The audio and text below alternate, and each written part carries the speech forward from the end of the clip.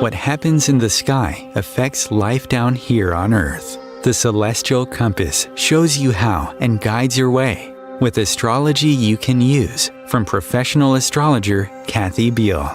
Every episode features her light-hearted, practical forecasts and navigational tips, blended with humor, optimism, and a love of patterns, symbolism, and pop culture references. Kathy translates technicalities into concepts that apply to real life. You'll learn how the current moment ties to where we've been, from the recent past to cycles that last happened years ago, and get a look at where we're heading. And much more, from special topics to special guests. The Celestial Compass, enlightening, entertaining, and empowering. Here's your host, Kathy Beal. Greetings, Earthlings. This is Kathy Beal of EmpowermentUnlimited.net. And I'm only going to briefly touch on the rest of the November forecast because I want to save as much time as possible for our guest. I will warn you that we do have a lunar eclipse happening this week. We've been feeling it for a while. It's in the sign of Taurus. It's the first eclipse on the next big eclipse family, which will be with us for the next couple of years. And it's about what makes us feel safe, secure, comfortable, our own.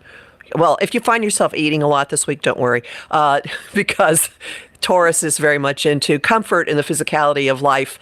But this is a time of endings, and there are a lot of things in the sky that are going to facilitate letting go of whatever really isn't bringing you comfort anymore. And then it's going to feel like warm, fuzzy party time. So you can read more about this in my forecast at Om Times and at my site, EmpowermentUnlimited.net, and on my YouTube channel, Professional Aquarian. But what we're going to do now is welcome our guest, Susan Miller. Thank you so much for being here.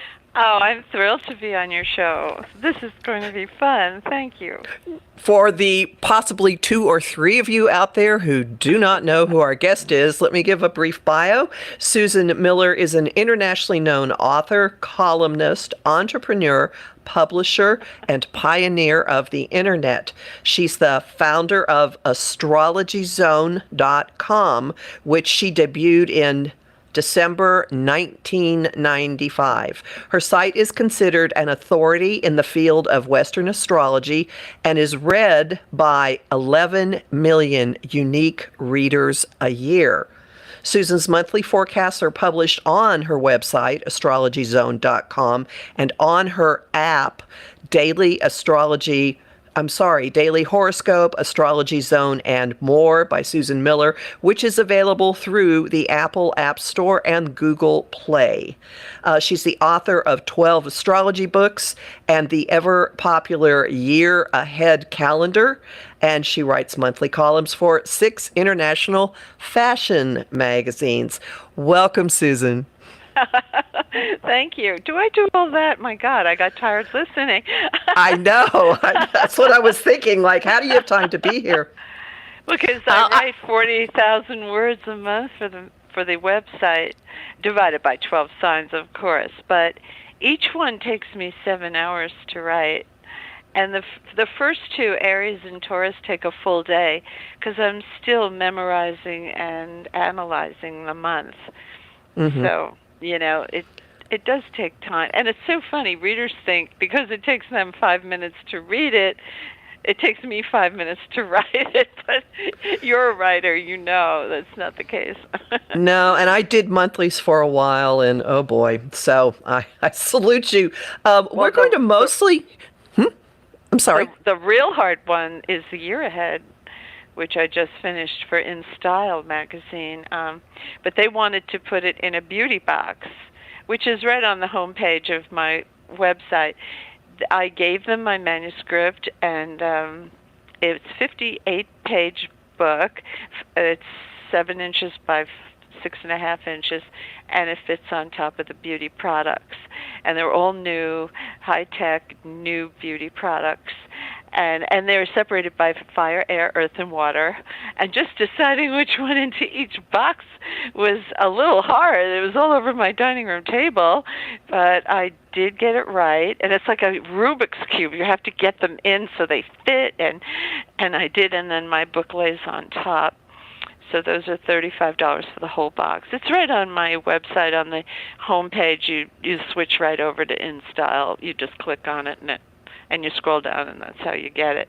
But the year ahead is the hardest to write because there's 12 months that I have to look at, But once you do it, and you know the year. And then when I write my calendar, I usually write my calendar first, so I know every day of the year. I get into the pores of the year.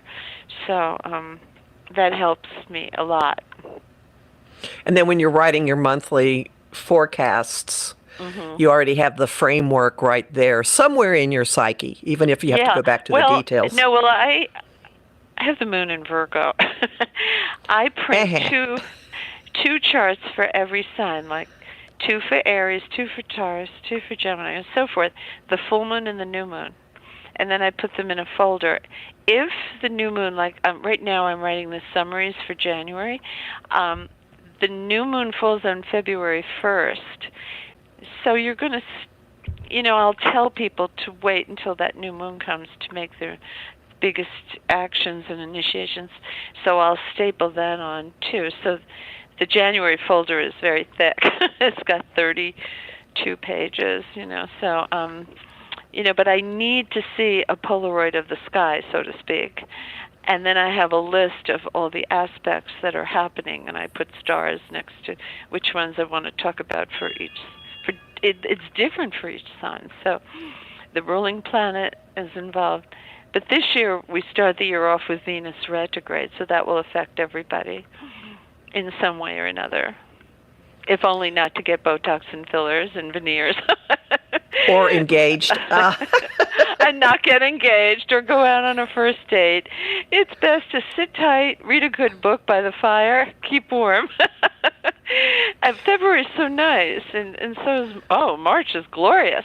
So, and April is too. So, we just have a slow, tiny start to the year, which is kind of nice.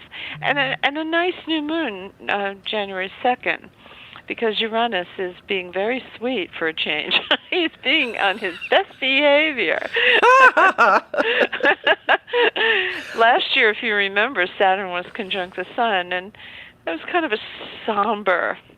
I didn't write the year ahead 2021 because I knew it would be the twin of 2020. And I just didn't want to write about it, so I didn't. I just kept saying, no, I don't want to write about it. But 2022 is a sweetheart. It's a good year. It's I feel really that too. Sweet. I feel that too. It has so many sparkling little aspects, which 2021 didn't have. And then the cardinal new moons and full moons, I should say, have been so difficult, like the monster moon, April 26th, then the next monster moon, August 8th, and then some people had trouble with the Scorpio one earlier this month on the 4th. I'm a little concerned about Biden having a full moon eclipse on his birthday. I hope the stress isn't getting to him, so I hope he's finding ways to relax, and he's got a full plate. It's a hard job. So, the Scorpios, the Leos, and Taurus and Aquarians have really had a lot of responsibility and my sympathy, and I try to show them that in my column and how to get around some of the hard challenges that they already know this. I'm not saying anything new. They have dealt with it all year, and they're just kind of coming out of it. After Christmas, it will be done. The Saturn-Uranus, it's finished, and we're moving into such a nice period. I'm really looking forward to 2022. There's a lot that's really amazing in it. In the weeks leading up to it, do you see any big themes? It seems to me there's a lot of closing down. We've got one more shaking of the structures with the Saturn Uranus Well, square and the Christmas two Eve. eclipses. Yeah, isn't Right that on going to be Christmas fun? Eve. It's coming right up against the end of the year. You know, when the planets clang and bang against each other, it's like birth pangs. It's almost as if they're getting impatient. They're looking down on us and saying, "You're not making changes. We're going to have to, do a few things here to create structural changes." You know, the pandemic really showed up the cracks in society, like people who didn't have broadband and and couldn't learn, poor neighborhoods who couldn't get on the internet, stuff like that. I mean, that's not right. We should make sure that everybody, it's almost like having no running water. I mean, in these days you need These days, internet. yeah. So but we're fixing them, and I think America has a good heart, and we want to fix what we find broken, and we do our best. But people say to me, "Why is everybody fighting?" And I have a friend who does a lot of what we call mundane astrology. It is the branch of astrology where we look at nations. And maybe you know of him, Bob Marks. He used to have a TV Yes. show. I love him. Oh, he's my friend. He lives in my neighborhood. He just called me yesterday, so we're going to have another lunch. I love talking to him. And he says, "Look, Susie, Pluto's coming back to where it was in 1776 when we had the American Revolution. And we have to fight again for democracy all over again." And I agree with him.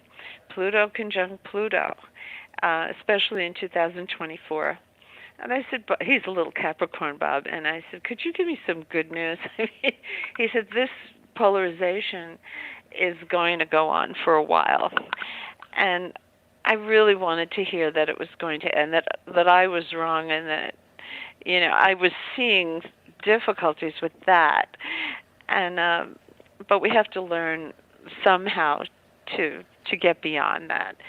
But it seems we have to go through the process. It seems we have to.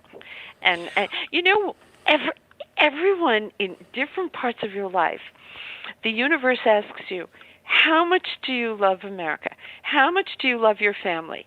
How much do you love your work? How much do you love the person you're with? How much are you willing to do for your children? How far will you go? How much do you care?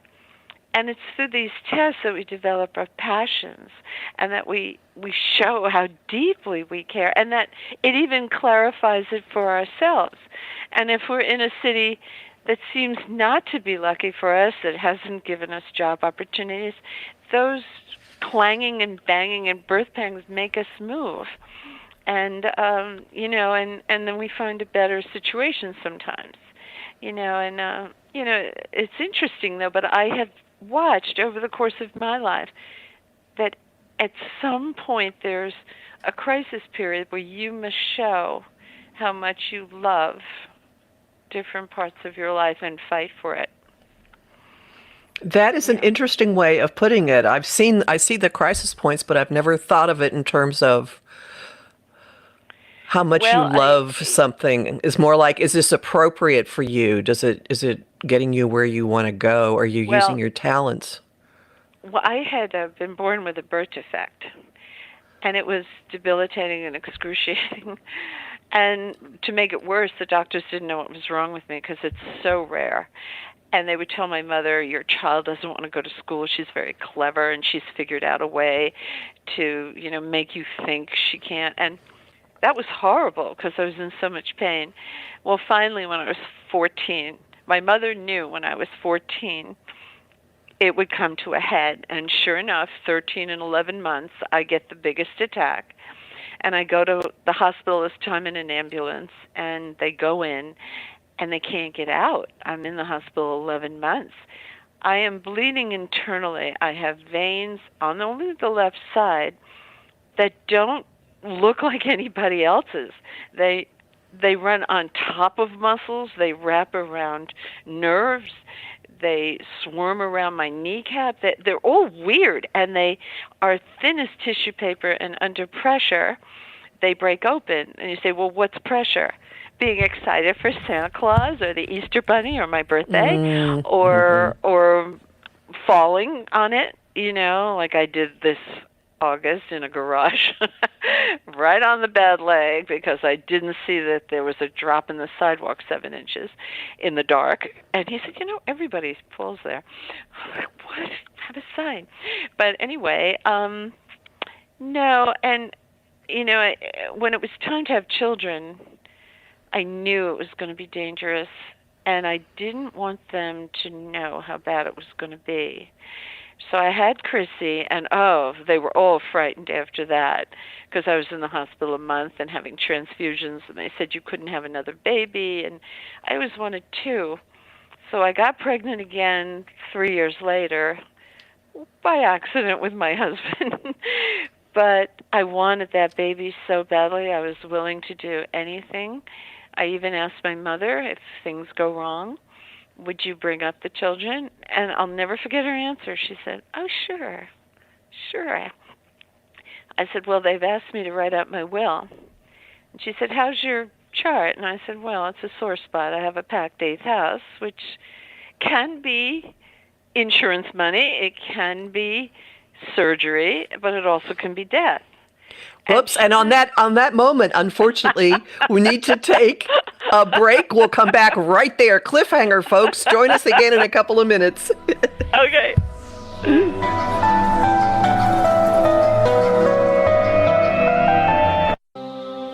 Want help with your own celestial compass? Visit my site, empowermentunlimited.net, for Astro Insight forecasts for each week, month, and new and full moon. Want to explore the personal impact? Make a decision? Understand another person? It is possible. Click the Services tab to book a personal session with me. That address again? empowermentunlimited.net.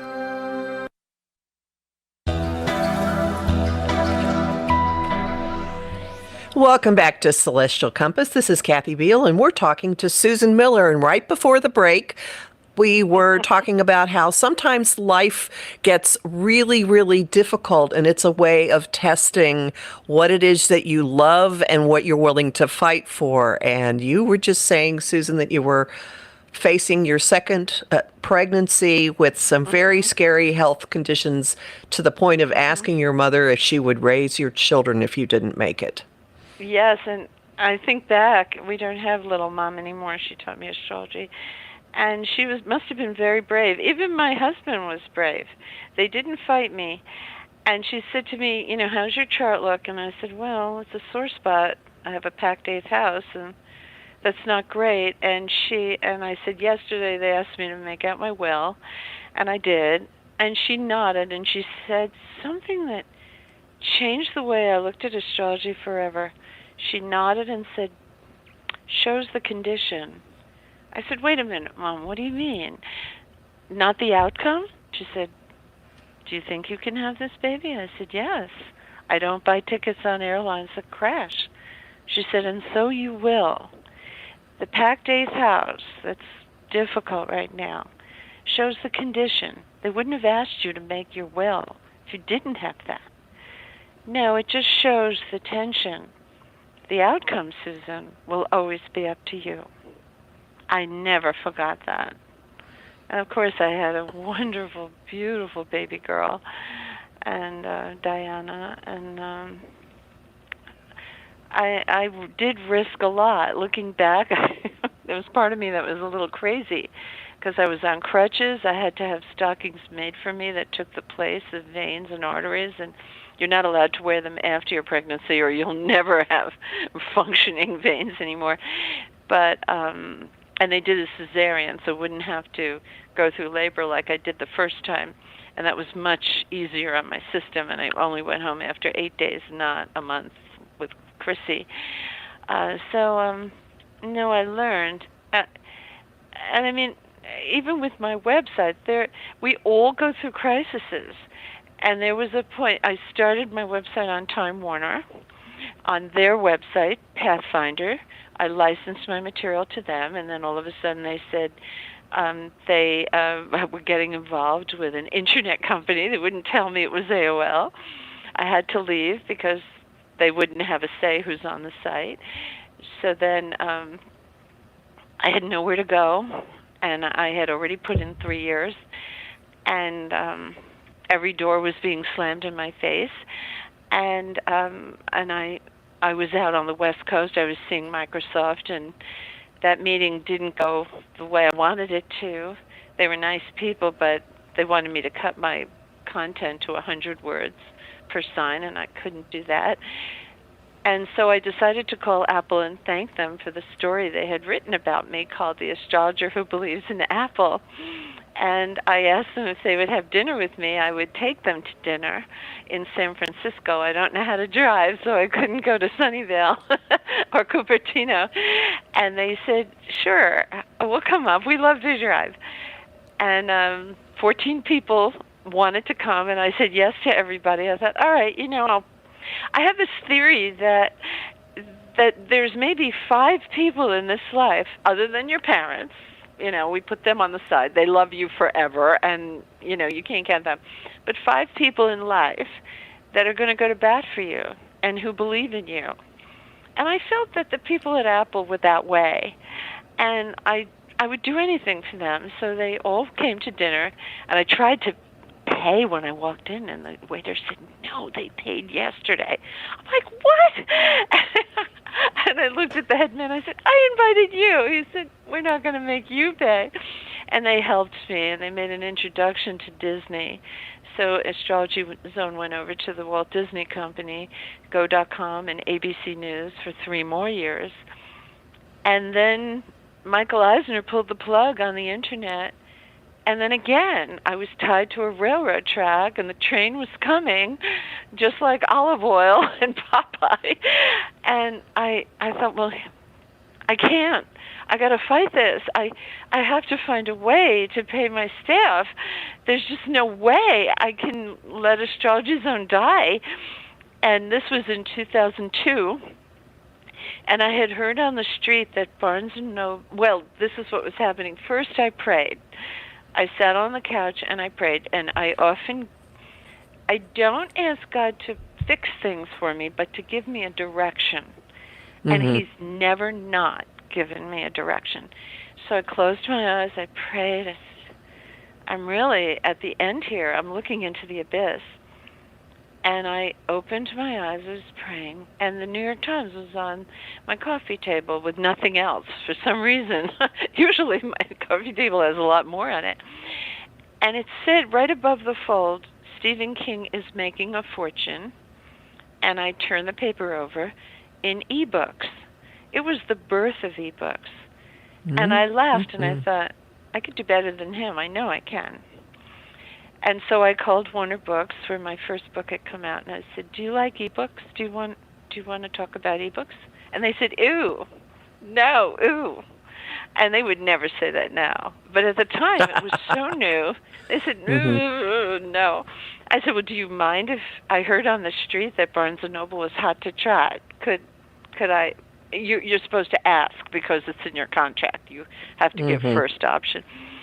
And they said, go ahead. So I called Barnes & Noble right then and there, same day. And I said, could I make an appointment? And it was a little quiet. And then the man said, you live in Manhattan, don't you? I said, yeah. He said, could you come right now? I said, well, let me put on a dress and some lipstick. And I went down there, and they gave me a 5-book contract, and it saved my site. So, you got to fight for what you love and what you want to continue. But if something's not working, no matter how much you're trying, then it's time to leave that situation. And if I have a flaw, and I have, of course, we all have flaws, I tend to stay in situations a little too long, especially relationships. I'm very, very, very, very loyal. But I don't think that's such a bad flaw. Even when people take advantage of me, I just don't want to be a suspicious person, so I let them. But you really do have these crisis points to clarify the mind. I think so. And I think we've been in a protracted one with all of the activity in the cardinal signs in the last few years. Yeah. And how isn't there like a nice lead in to why next year is so different? Well, next year is different because the new moons give us those sparkling little wonderful opportunities for breakthroughs. Like on May 3rd, we have Jupiter trine Uranus, the only time, just once. They're not going to do it again for years. And that's such a wonderful aspect for hope and lucky breakthroughs and sudden, I don't know, sudden optimism. And it's just so nice. Oh, and Jupiter Pluto, maybe that's the one on May 3rd. It's on my calendar. And, the government's worried that the economy's not going to be good. With Jupiter Pluto, it's going to keep going up. It's going to be good. The thing is, after it reaches the Jupiter Pluto peak there when they are in sextile, then it starts to wobble down because it can't go any further. But then we have Jupiter in Aries, which will have such a wonderful effect on entrepreneurship. No, I think it's good. The only thing I don't like about next year is Mars is retrograde a long time. Right. And, and I'm in New York, and so, people always think I meet with celebrities all the time. I don't. They're out on the West Coast. I meet mostly with business people, and or in fashion or beauty or any industry. I said, look, when Mars is retrograde, he's tired and he's sleeping. But we're used to having him behind us. We take him for granted. And when he's not there, it's like pushing a boulder up a hill. He teaches us to compete well. And he's going into Gemini a very long time, from August 20th until March 25th, 2023. So that's about 6.5 months or 7. But during that period, he'll retrograde from October, I think it's 30th, until January 12th.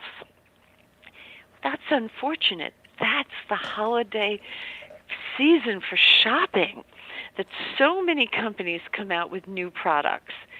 Well, I am telling people you have to get your product on the market in early October or in August. I'm not crazy about September because September Mercury's retrograde for a good portion of it.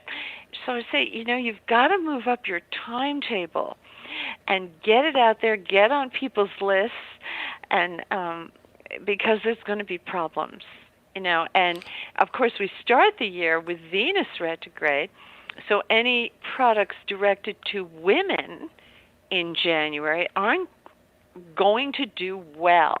There'll be disappointing profits. Or you'll have to work so hard that at the end of every night you're like, oh, why is this so hard? Well, when Venus is Venus is tied to money too. And she's Venus in always, Capricorn. Oh, yeah. I mean, she always had her silk purse with gold coins in the paintings of the old masters. I always remember seeing that at the Met.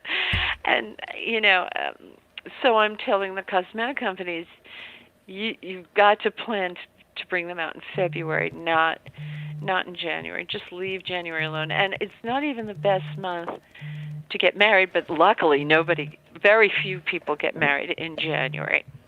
And it's not the best time to have a first date. Do you agree? Well, things tend to not be what they present, I've found, when Venus is retrograde. That's a good way of putting it, actually. Yeah. You think you like fall in love with someone who's not. It's more of a vision that you have of that person than the real what's there. Yeah, things just aren't quite what they seem. Have you thought about, someone asked me this and I was kind of floored by it and I'm still chewing on it. Compare and contrast. 2021 is going out with Venus retrograde. 2022 is going out with Mars retrograde. And they're an interesting pair.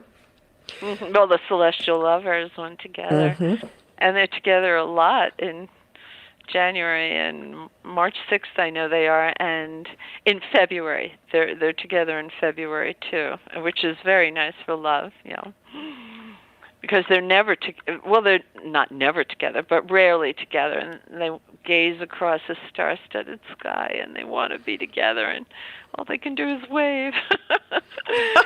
That's a great way to put it. So, well, no, I mean, Venus retrogrades every 18 months and Mars every 2 years. I remember 2 years ago when Venus was retrograde, and right on the heels of that, Mars went retrograde. So the whole year was stuck in glue. At least this year they're separate, and there's so many good aspects. One of the ones that intrigues me the most is April 12th, when Jupiter conjuncts Neptune. To me, and they're in Pisces, and Neptune rules Pisces, and Jupiter is the ancient ruler of Pisces. This makes them extra strong. And Neptune rules the arts, and Jupiter, Pisces is the arts. I think that there will be an outpouring of celebration. I don't think we're getting rid of the pandemic just like that, like a flick of a switch. I think it's a gradual thing. But there will be, that will set the template, the beginning, like when there's two hands on a clock at the 12, when a conjunction being the most powerful aspect possible. So sorry. And this will start the outpouring of art, literature, painting, music, all the things that bind us together during this big deal that we're going through. I think it's easy to minimize it. This is a big, big, serious deal we're going through.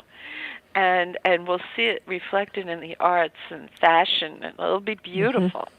Yeah, there could be a major creative spurt that comes from this, or inspirational spurt, or finding ways that we are all connected with each other. Yeah. I mean, I see a great potential for compassion and, what's that word? Empathy with this.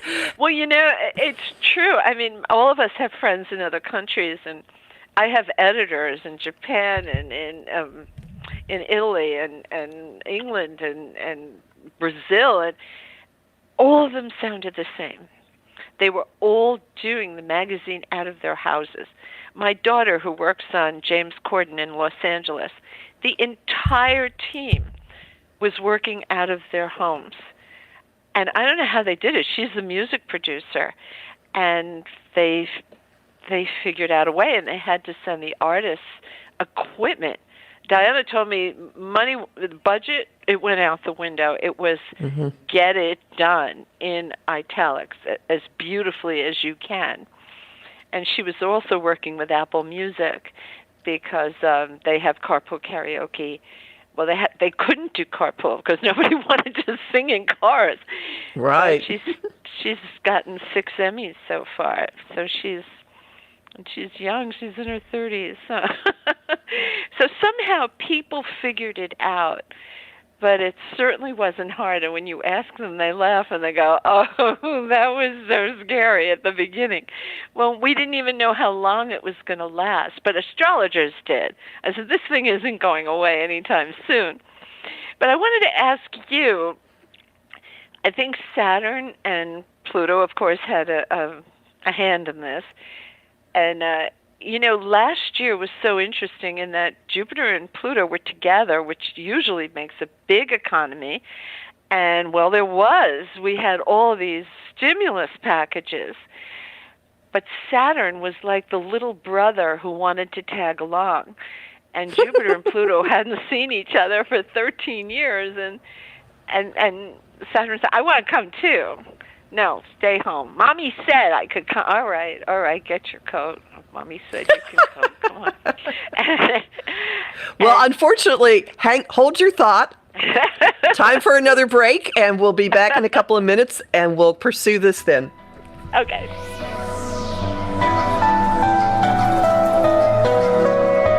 How would you like navigational tools you can use on your own?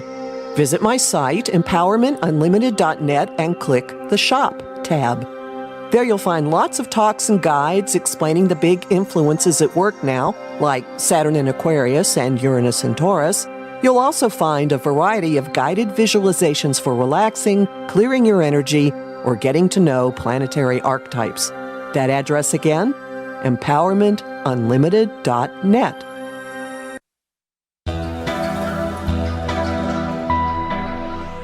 Welcome back to Celestial Compass. We're talking to Susan Miller, and right before the break, we were discussing what Saturn, Jupiter, and Pluto have been up to lately. Well, yeah, see, I didn't know that Pluto, besides having a fantastic financial influence and, amazing, especially when it's with Jupiter, it also rules infections and bacteria. And when Jupiter and Pluto had dinner, they hadn't seen each other in 13 years, and Jupiter was so excited to see Pluto. He says, "You look great. What can I do to help you?" And Pluto said, "Well, I've got this virus, and you expand everything you touch, Jupiter. Would you help me spread it?" And Jupiter must have been drinking too much wine, and he said, "Sure, of course, I'd love to help you, Pluto." And so I was waiting for them to kind of separate. When they did, we got the vaccine, but Saturn was still hanging around. And so he's still in Aquarius, and he doesn't leave until March 2023.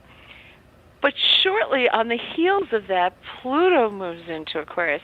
Why is Aquarius important? Because it's respiratory.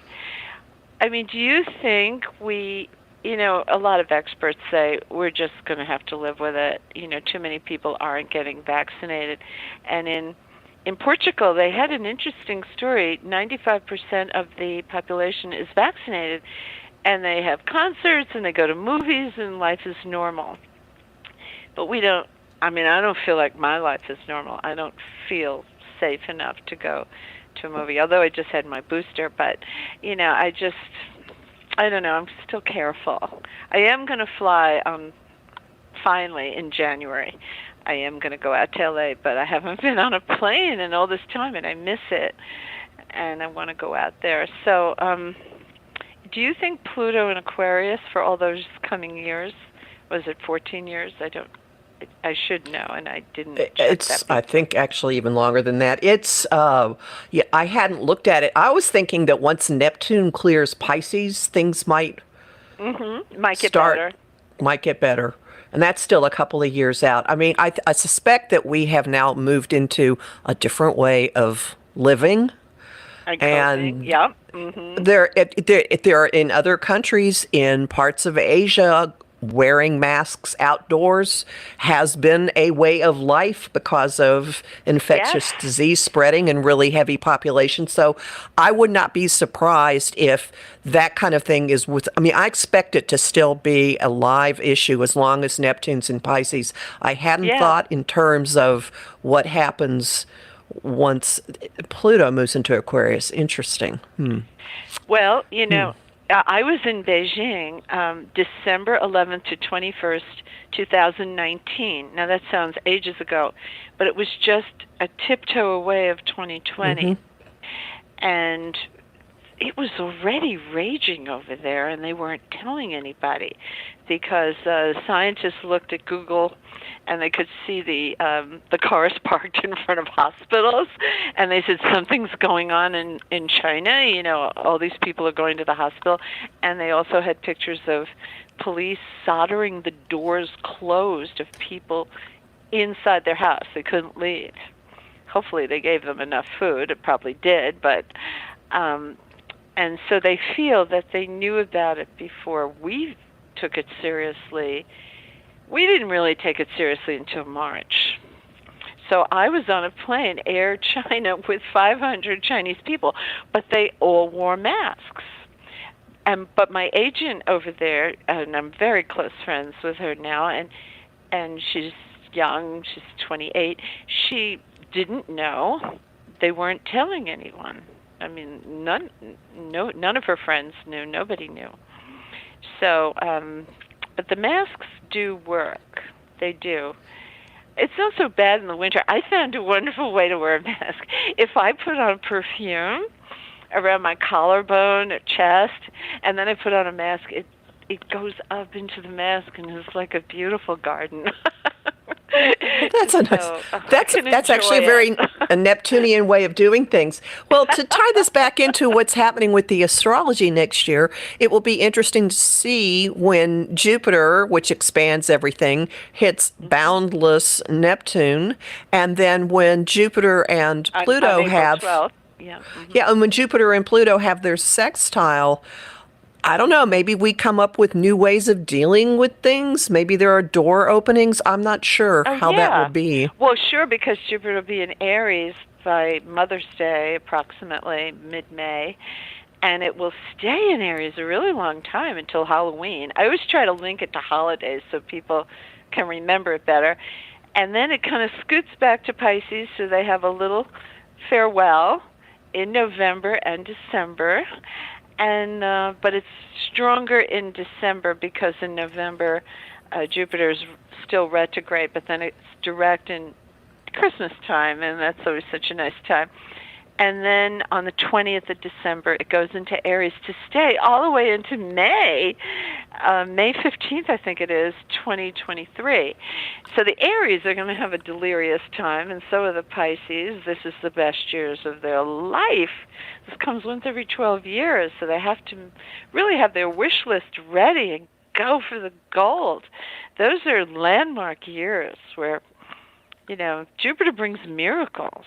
So, you should really reach for the stars if you're one of those signs. But you know what I like about this coming year? When Jupiter's in a water sign like Pisces, the earth signs benefit. And when it's in a fire sign, the air signs benefit too. So everybody gets little cookies next year. Everybody has a reason to celebrate. I love that. It's an equal opportunity year. That's a wonderful way of looking at it. Everyone gets a chunk of time when things go nicely. Yeah. And Jupiter in Aries will be friendly to Saturn in Aquarius. And that's good too. And Uranus will not be such a bully as he was this year. He was tough on people. It was not easy for a lot of people this year, and in different parts of your life. So we're going into sweeter time, I think. And with Jupiter moving into Pisces, he's going to be in this really nice handshake mode with Uranus instead of amping up the shaking. Yeah. Yes, and it's great for spirituality, for religion and meditation and prayer and all those good things where you reach into the spiritual, and that will be very strong in the first 4.5 months of 2022. And asking God to show you the direction. Yes. See, I always find if you ask God to give you a clue, it's a better way of approaching him. He's kind of busy, And I'm Catholic, so I also call on St. Jude when I'm really desperate. But God usually gives me a very strong clue. I had one girl call me up. She said, I just lost my job. Can I do something for you? I said, well, maybe you could do some writing for my app. She was an editor at about.com. I mean, she was an astrologer. Well, she couldn't write her way out of a paper bag. I mean, the whole team said, Susan, what are you thinking here? She can't write.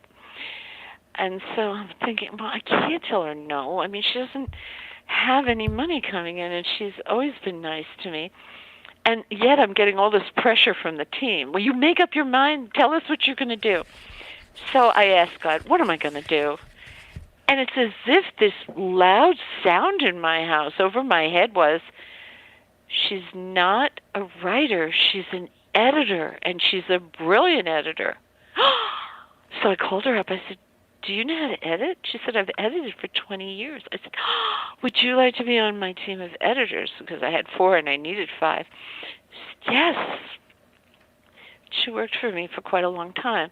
So it even helps if you're trying to help somebody else, you know. Because I couldn't tell her no. I mean, I couldn't turn my back on her, you know. When And somebody Jupiter in asks, Pisces, yeah, and that's a Jupiter in Pisces story, I think, you in a know, I have this sense. theory. When somebody asks for help, it's really hard for them to build up the courage to ask you. They probably dial the phone 3 times and hang up before they get the courage to let the call go through. So I think you really have to try. And you know what? It's not that hard to help somebody else. Because in the beginning you may say, well, I don't know anybody in that field. Let's say somebody working in a hospital or something like that. But then you think, well, I have a friend who may have a friend who knows some things. You know, so, you know, we're all connected somehow. I don't just say no. I try to help, you know, because we have to. And there's no other way, right? And that's going to be a lot of the message next year, I think, Yeah, with the it Pisces part, is. with the Pisces emphasis in the You sky. know, I don't know if you've ever tried Clubhouse, the audio social media. And I have, and it's interesting because you don't write, you just talk. And so many millennials want to start their own business. But what surprised me is that they didn't know the foundation that you have to have first. You have to know the laws, you know, truth in advertising and how to promote and having lines of credit at the bank, and that most companies fail the first 3 years. So you have to have enough money coming in. You can't just quit your job and start another job. They all thought you could just quit your job and open the doors to a new job. I said, no, I worked as an agent for commercial photographers. That was my job for 16 years. But the last 6 years, I did both. I did the agent work during the day, and I did the website at night. You have to learn the ropes. You have to, and I worked with Time Inc. and with Disney, so I learned from big, good media companies. And I said, you have to work with someone. You have to see what it's like. You have to learn. And they seemed surprised.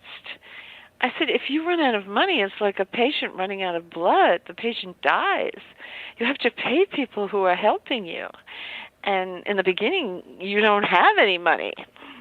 I mean, I had a husband who was always out of work, and there was no money there.